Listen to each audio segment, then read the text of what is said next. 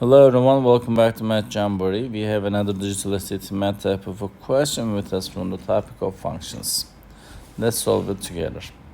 If the function g is defined by the equation g of x equals 3x minus 1, for what value of x does g of x equals 8? A is 2, b is 3, and c is 4, and d is 5. So g of x is given as 3x minus 1. And they said that g of x for some values of x, this is going to be equal to 8. So in this function, the y values are equal. So 3x minus 1 is equals to 8. To solve this equation, the problem, we will make their y values equal.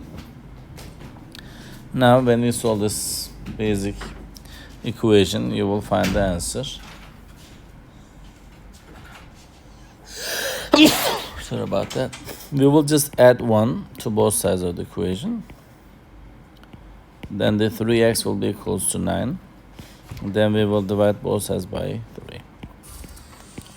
X will be equals to 3. 9 divided by 3 is 3. So the choice B is the answer for the specific question. In our channel, I create for you the playlists. Playlists are from the topics, main topics that you will have questions from, just in the math section for the SAT. So I strongly suggest you to go in our channel, go check for the playlist section. You will find a lot of functions questions in there, and these questions are specifically that we created for you for the digital SAT math format.